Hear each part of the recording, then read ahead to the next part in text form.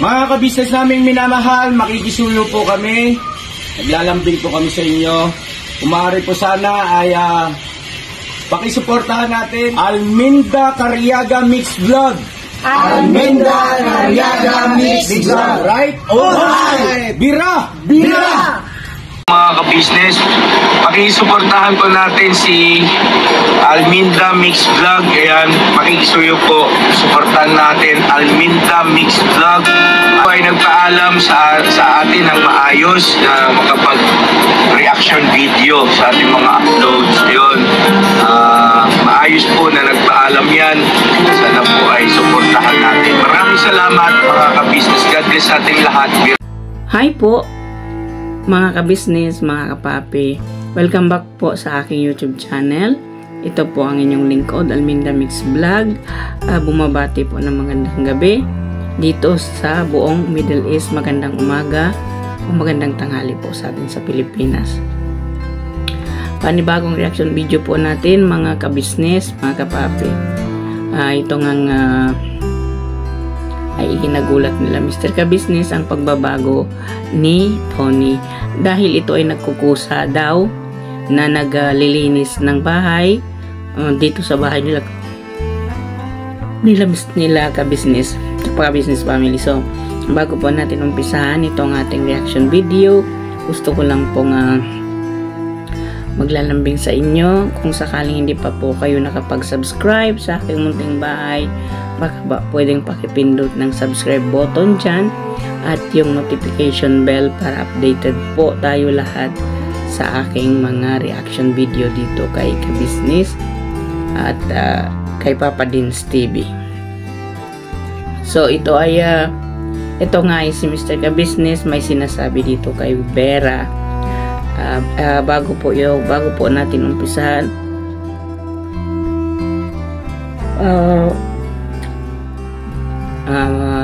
wag po din natin kalimutan i-subscribe o suportahan ng Kabisnes Official, Papa Dins TV at ang kanilang pangalawang channel, Kabisnes Family at ang Yang Russell po. So ito na nga po at may sinasabi itong Mr. Kabisnes dito kay Vera na yung tungkol nga dito sa kanilang episode sa Family Kabisnes, yung tungkol kay Idol, yung bago nilang episode ngayon, yung isumbong mo kay Idol. Yun po yung binabanggit ni Mr. Kabisnes na sinasabi ni Mr. Kabisnes na iyon ay pang good vibes lamang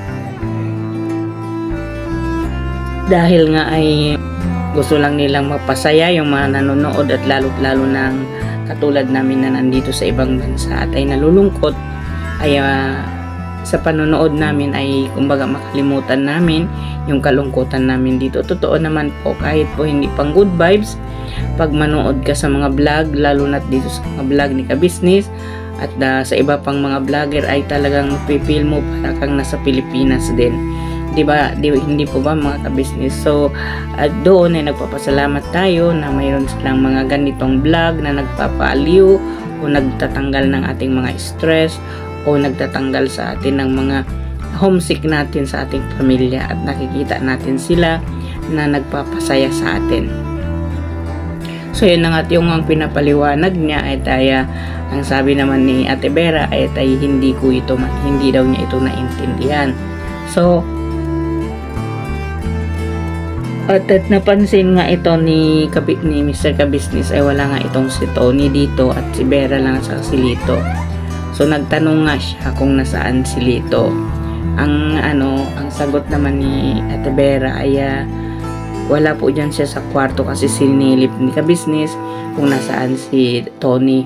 Ay sabi ni Vera nandun po sa labas at ito'y naghugas po siya ng plato. So panoorin po natin yung paghuhugas ni Tony ng plato na ikinagulat ni Mr. Kabisnes.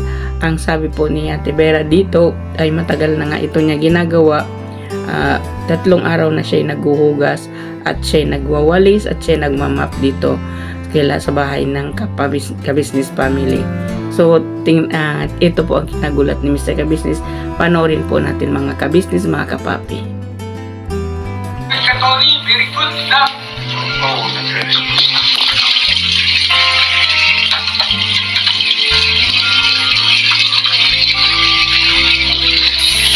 Iyak na naman yung mga ka-business. Parehas tayo ng nararamdaman mga ka-business. Pagdating sa ganito kay Tony, hindi natin maiwasan na hindi magiging emotional. Kasi nga, alam natin yung nangyari kasi. Alam natin yung pinagsaanan, yung storya. Wow.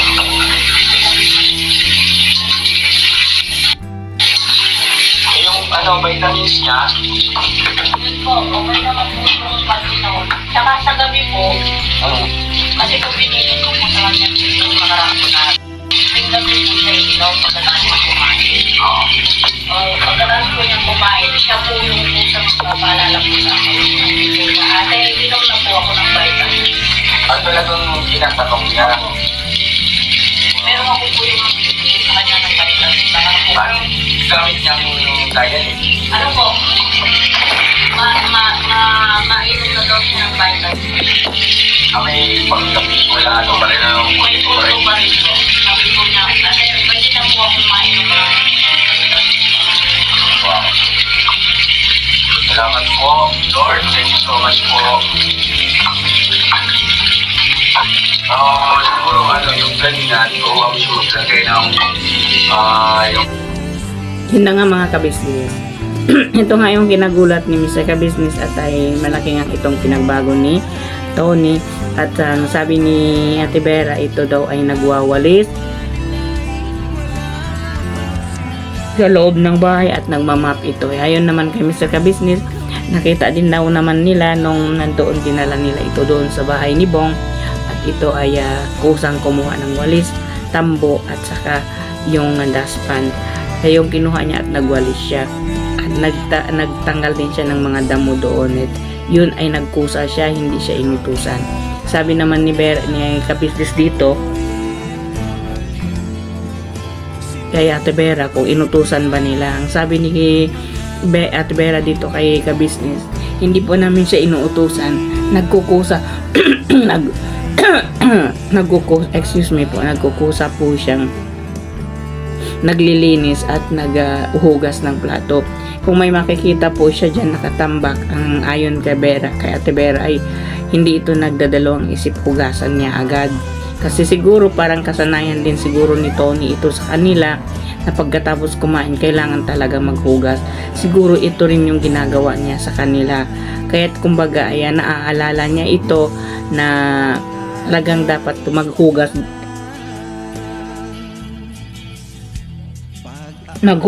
pagkatapos kumain.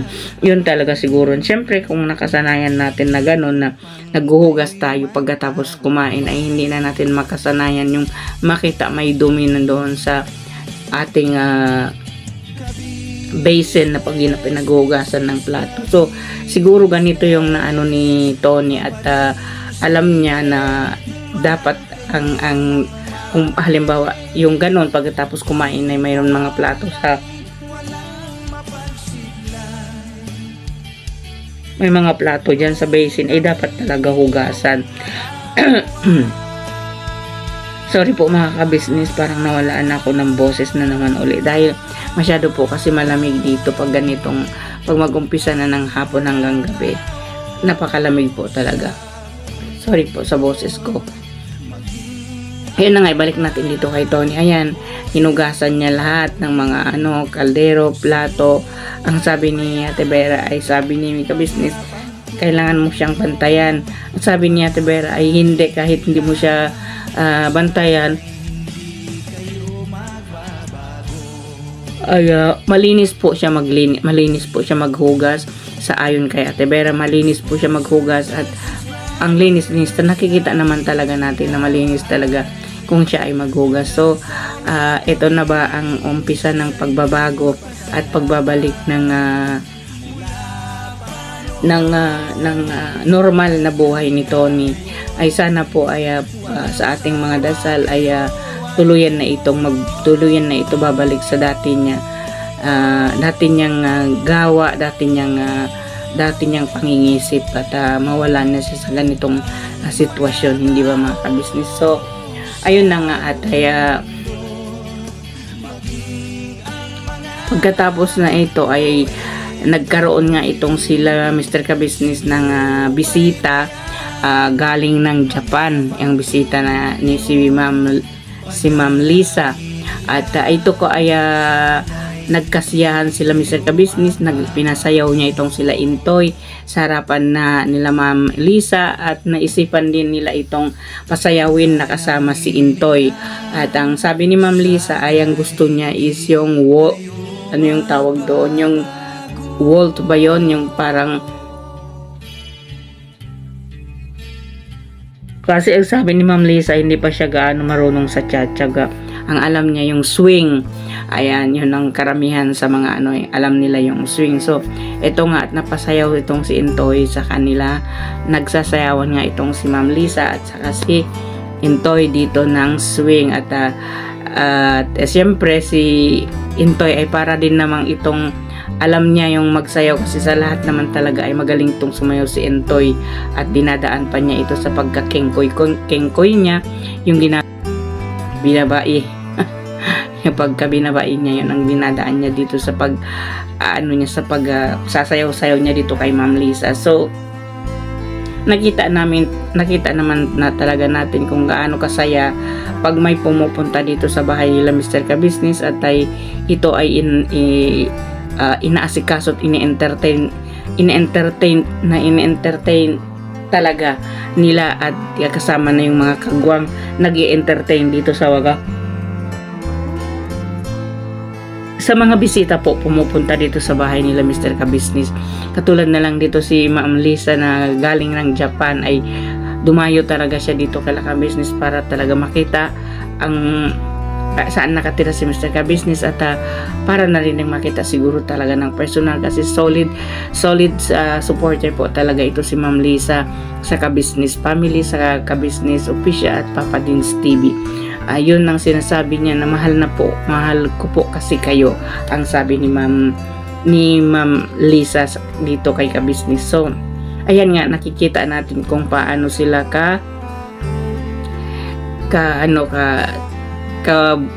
kasaya. So titingnan natin po si Tony ang sasayaw ngayon.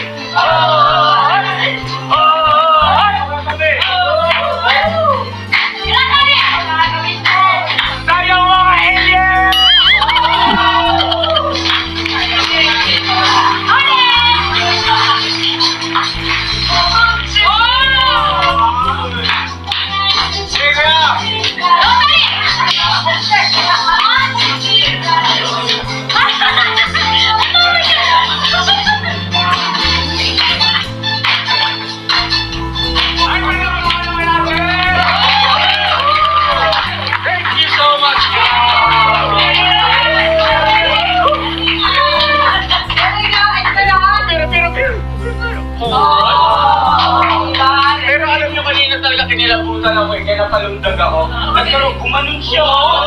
Di ba? Napansin niyo yun sa simula. Bumigay siya na...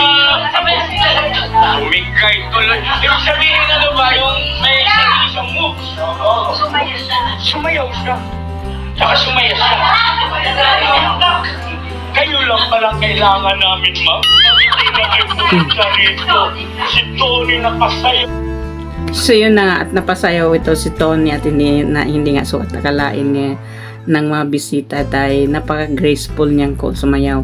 At ayon kay Mr. Kabisnes, ang sabi daw ng mga magulang ni Tony, ito ay talagang nagpe-perform ng dance pag mayroon na, kumbaga nag-intermission number siguro siya pag sa school na may mga program, kasi yun daw talaga yung habit niya, sumayaw at saka kumanta. So nakita natin kung paano yung ganda niyang sumayaw, ano, at hindi lang niya ito tinuloy dahil may bisita, pero talagang nakita natin ang pagkaganda ng kanyang yung pagkapitik ng kanyang kamay, na talagang alam natin marunong talagang sumayaw. So ito po, at napapasaya sila Mr. Kabisnes dito sa ginawa ni Tony, at hindi nila sukat akalain ay si Tony ay makakasayaw ng ganon at magagawa niya yun, kasi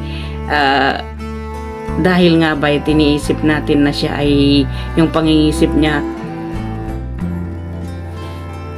ay hindi pa totally normal, di ba mga kabisnes, mga kapapi. So dito natin nakita kung paanong improvement ni Tony, at tuwang-tuwa. Ang una talagang natuwa talaga sa galak, na talagang tumalon sa kasiyahan ay si Mrs. Kabisnes, dahil nakita nila kung paano si Tony sumayaw at masaya dito sa piling nila. Hopefully po ay tuloy-tuloy na yung paggaling ni Tony dito sa kanyang dinaramdam, sa kanyang sakit na nawalaan ng katinuan dahil doon sa ginawa sa kanya ng kanyang mga barkada, na siya ay pinagtripan at pinainom ng kung ano na hindi natin maintindihan, na para ba yung lason, na yung talampunay na iyon na lason sa isip ng isang tao kung mapainom mo. At ito'y walang awa nilang ginawa dito kay Tony, na nasira ang futuro ni Tony at yung future niya na hindi niya na kayang gampanan dahil sa kalagayan niya. Mabuti na lang mayroon Kabisnes na nakakita kay Tony at tutulungan sila nito hanggang dulo. So yun na nga, at nakikita naman na talaga natin kung gaano din kasaya si Tony dito sa nila Kabisnes, dahil ay tuwang-tuwa nga siya dito, kasi nga ito dito lang nga sa vlog na ito ay talagang bumira din ito si Tony sumayaw, hindi ba mga Kabisnes? Nakita rin naman natin kung paano si Tony sumayaw dito at nakikita naman talaga natin, di ba mga Kabisnes, ang laki ng pinagbago niya, ang laki ng improvement niya, di ba? Magmula nandito na siya kila Kabisnes at naiba na rin ang kanyang mga galawan, at nalalaman natin na talagang siya ay unti-unti na talagang gumagaling, di ba mga Kabisnes? So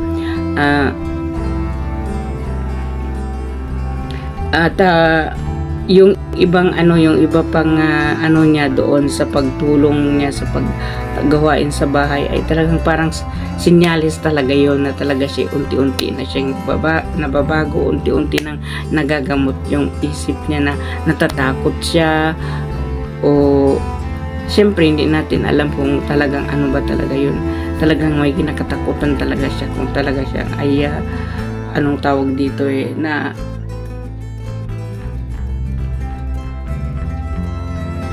parang para bang yung siguro naalala niya ito kung ano yung ginawa sa kanya, kung mahawakan ay medyo magulat siya, at hindi din siya sanay na siya iniyayakap, siguro din naman dahil ay hindi nila kasanayan. Siyempre sa ating mga Pilipino, karamihan sa ating mga magpapamilya ay hindi natin maranasan na yung yakapin tayo ng ating mga magulang, kumbaga bigyan na i-comfort tayo, parang wala silang comfort zone sa atin.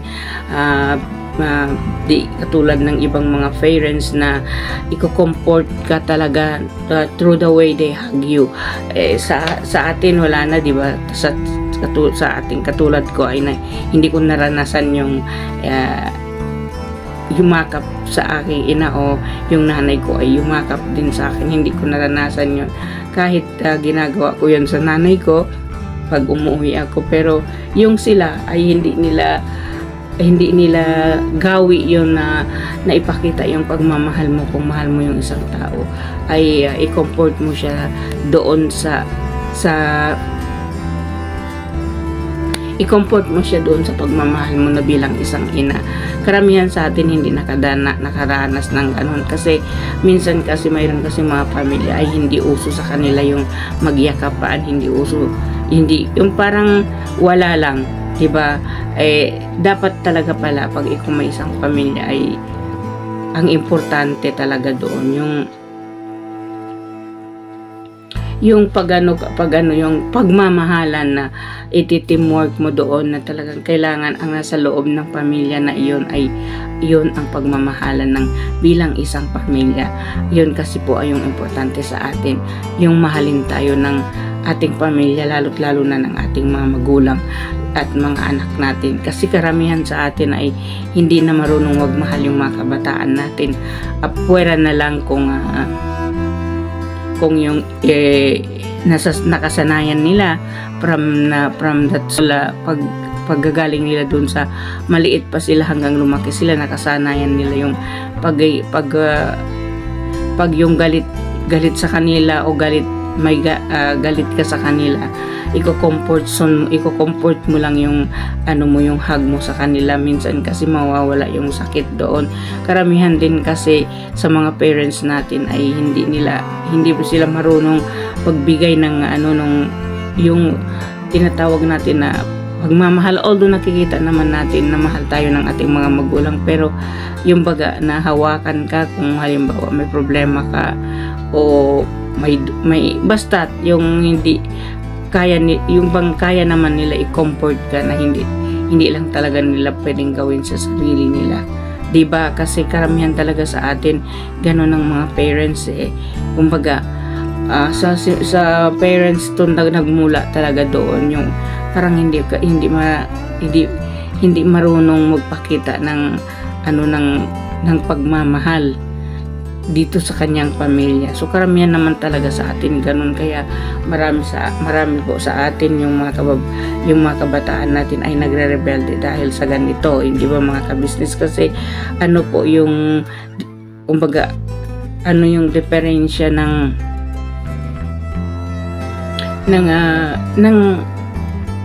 yung bang ihag ka, ba yung diferensya na ba yung kumbaga sasabihin nila, bang makukuha mo doon kung ihahag ka o i-comfort ka ng nanay mo?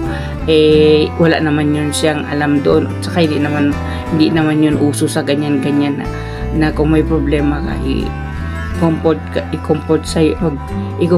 ka ng mga magulang mo through that way. Pero sa ganun, sa ngayon, ako po, lumaki na lang ako, tumanda na lang ako, I never, siguro 2 beses ko lang napayakap ako sa mama ko nung nagtahanan kami nitong asawa ko, dahil kung siyempre humingi kami ng kapatawaran. Doon ko lang na parang humingi ako ng tawad, napayakap ako sa nanay ko. After that, hindi kasi sila, kahit gawin ko yun sa kanila, kumbaga pagsabihan lang kasi nila ako ng napaka-OA mo naman, bakit paganyan-ganyan ka, kumbaga ang drama mo, marami kang issue sa ganito. So kaya karamihan sa atin ay hindi na nasanayan yung pag-i-comfort mo yung anak mo through your hug, na mako-comfort mo siya, yung mother mo na i-comfort mo through your hug, na mararamdaman niya ang pagmamahal. Wala po karamihan kasi sa atin mga ay parang kung ihahag mo sila ay yung parang itutulak ka ng palayo. Kumbaga ewan ko kung ano yung nasa isip nila, kasi ang nasa isip kasi nila, katulad ng pamilya ko, ang nasa isip nila is, overacting ka naman, nagdadrama ka. Kasi kaya hindi ko nagagawa yung ganun kahit gusto ko, pero kumbaga ayaw nila, hindi nila nakasanayan yun. Kumbaga yung dito kay Mr. Ka-Business, kamag-anak man o hindi, basta i-comfort mo siya through the way na ihag mo siya, na ipadama mo sa kanya na mahal mo siya. Ipadama mo sa kanya na he is not alone, you are not alone, we are here to comfort you, we are here to love you. Wala na po yung ngayon sa mga karamihan sa ating mga parents ay hindi na naghahag sa ganun. Kumbaga, you can just feel their love when you are small, but if you growing up, hindi mo na maramdaman na karamihan sa atin na hinasasabi natin na hindi na natin nararamdaman yung pagmamahal ng isang ina sa atin dahil wala na, kumbaga hindi na niya pinapakita sa iyo kung sino, kung ano ka, kung gaano kanya kamahal, kasi yun na nga, through the hug that your parents that give into you, na alam mo na nagmahal ka niya, na tulad ng pagmamahal niya rin sa iba niyang mga anak. Lalo na kung may yung mga parents natin ngayon ay nakikita natin mayroon silang favorite na anak nila, ay mawawala yung ikaw na being anak din nila. Kumbaga nakapokus na lang sila doon sa isa nilang anak, na yun na lang ang mamahalin nila. Kumbaga hindi mo na madama na bilang ikaw na minahal ka ng isang magulang na ganon, kasi wala hindi maraming taong hindi nakaka-experience na you feel the hug of your parents, of your mom or your dad when you are growing up. Napipil mo lang yung hug na nandoon kang maliit ka pa, pero nung lumaki ka na, hanggang tumanda ka na, you never feel that, kasi mayroon kasi ring mga families sa hindi nila nakasanayan yung i-hug mo, hindi nila kasanayan yung you will feel your love with them because of your hug. Wala na po yung, kumbaga, karamihan sa ating mga pamilya ay hindi na ganun, lalo na tayo ewan ko lang, kasi para rin yun, kasi dahil siguro din hindi ko rin naranasan na pag may problema ako, i-comfort ako ng parents ko through their hugs, through their love, kasi siguro syempre dahil wala na rin, hindi na rin naisip yung family oriented doon or family love doon, dahil walang trabaho, kulang kapos sa pagkain, kapos for everything, kaya siguro nawawala na yung love doon ng family. But by the way, magpasalamat tayo at sana ay marami pang maging tulad ng pamilya nila ka-business, kahit hindi man nila kamag-anak, ay minahal nila ito ng unconditional love. Kumbaga pinapadama sa tao na kung gaano ka kamahal, na may nagmamahal sa'yo, diba? Ay sana ganito lahat ng mga parents tulad nila Mr. Ka-business and Mrs. Ka-business, kung paano sila mag-comfort ng love sa kanilang anak, diba? So salute po ako sa inyo, at dito ko po sa inyo nakita ang kasi alam naman natin na tayong mga anak ay yung pagmamahal lang ng isang magulang ay sapat na sa atin yun, kahit hindi tayo i-hug or something. Through the way how they treat you, alam mo na na mahal ka ng parents mo, mahal ka ng mga magulang mo. So hanggang dito na lang po mga ka-business itong aking reaction video dito sa kay Tony. Hopefully po ay gagaling na talaga si Tony, tuloy-tuloy na ang kanyang paggaling, kasi nakikita natin ang kanyang improvement in those days na dumadaan, at siya'y nakikipag-usap na ng maayos, nakirinig na natin yung boses niya, sumasayaw na siya, at lalo na ay kumakanta daw ito. Hindi lang naman siguro video ni Mr. Ka-business, kasi kumakanta siya sa big karaoke, ay magiging copyright yun, diba? Kasi nag-copyright na ako sa ganyang kanta, kaya di na ako nag-upload pag sa kanta na ganyan, ika-copyright tayo ni YouTube. So maraming salamat po sa inyong lahat dito sa panonood o laging pagsusubaybay sa aking mga reaction video. Sa aking mga bagong subscriber, maraming salamat po, at sa mga silent viewers ko dyan, mga viewers dyan, maraming salamat. Shout out po sa lahat na laging nagko-comment dito sa aking mga video. Shout out po sa inyong lahat, at lagi kayong nandyan. Hindi ko man po kayo maisa-isa, pero puso po ako nagpapasalamat sa inyo. At bago po natin i-end itong aking reaction video, gusto ko lang po humingi sa inyo na supportahan natin o subscribe ang Ka-business Official Papa Dins TV, at ang kanilang pangalawang channel, ang Family Ka-business, at ang Young Russell po. At wag po nating kalimutan i-subscribe ang aking mga co-reactors sa Kabisnes Official at Papa Dins TV, sina Taong Gala Vlog, Analisa Reality TV,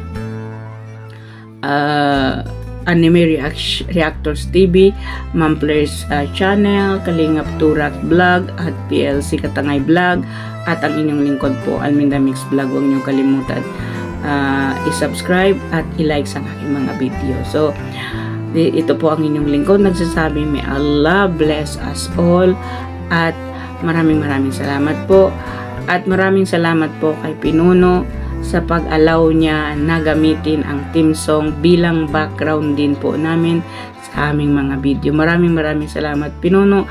You are the best. You are the best talaga. Wala kang katulad. Bira, banat lang. Hanggang sa dulo po tayo, mga kabisnes. Bye-bye po.